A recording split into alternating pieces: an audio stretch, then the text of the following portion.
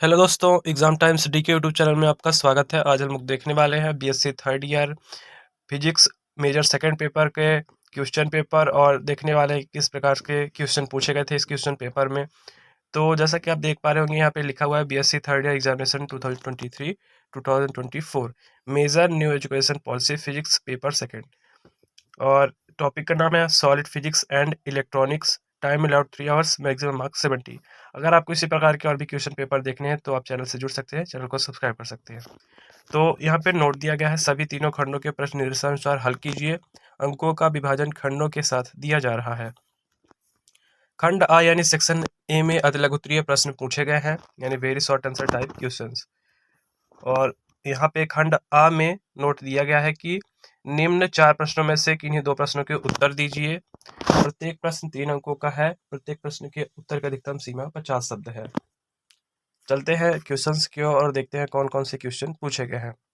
तो question number first में पूछा गया है AMPRI का पूरा नाम क्या है और कहाँ स्थित है। सेकंड क्वेश्चन पूछा है किसी ठोस की परमाणुविक विशिष्ट ऊष्मा क्या है, इसका मात्रक क्या है, यानी कि what is meant by atomic specific heat of a solid, what is its unit. और क्वेश्चन नंबर थर्ड में पूछा गया है कि क्रिस्टलीय तथा अक्रिस्टलीय ठोसों में अंतर बताइए, यानी state the difference between crystalline and amorphous solid. Question number 4 में पूछा गया है पीएन संधि डायोड में भंजन विभव को बताइए, यानी state break down voltage of PN junction diode. तो 4 क्वेश्चन पूछे गए हैं मतलब खंड आ में, जिनमें से 2 करने हैं। चलते हैं खंड बा में और देखते हैं किस प्रकार के क्वेश्चन पूछे गए हैं। तो इसमें शॉर्ट आंसर टाइप क्वेश्चन यानी लघु उत्तरीय प्रश्न पूछे गए हैं और इसमें नोट दिया गया है निम्न 7 प्रश्नों में से किन्हीं 4 प्रश्नों के उत्तर दीजिए। प्रत्येक प्रश्न 9 अंकों का है। प्रत्येक प्रश्न के उत्तर की अधिकतम सीमा 200 शब्द है। तो देखते हैं कि कौन कौन से क्वेश्चन पूछे गए हैं इस खंड में। तो इसमें प्रश्न क्रमांक 5 पूछा गया है व्युत्क्रम जालक के गुणों एवं महत्व को समझाइए, यानी explain the properties and significance of reciprocal lattice. प्रश्न क्रमांक 6 में पूछा गया है ड्यूलोंग तथा पेटिट का नियम क्या है, इसकी कमियों को समझाइए। और चलते हैं नेक्स्ट क्वेश्चन की ओर। नेक्स्ट है क्वेश्चन नंबर 7, जिसमें कि पूछा गया है संक्षिप्त टिप्पणी लिखिए। किस पे लिखना है? फोनोन की अवधारणा और विलुआ क्षेत्र यानी ब्रिलोइन जोन पर। चलते हैं नेक्स्ट क्वेश्चन में और क्वेश्चन नंबर 8 में पूछा गया है जेनर डायोड की कार्यविधि आवश्यक अवलक्षणिक वक्र द्वारा समझाइए। और ये बहुत ही महत्वपूर्ण क्वेश्चन है, इंपॉर्टेंट क्वेश्चन है जेनर डायोड वाला, यानी explain the working of Zener diode with its characteristics curve.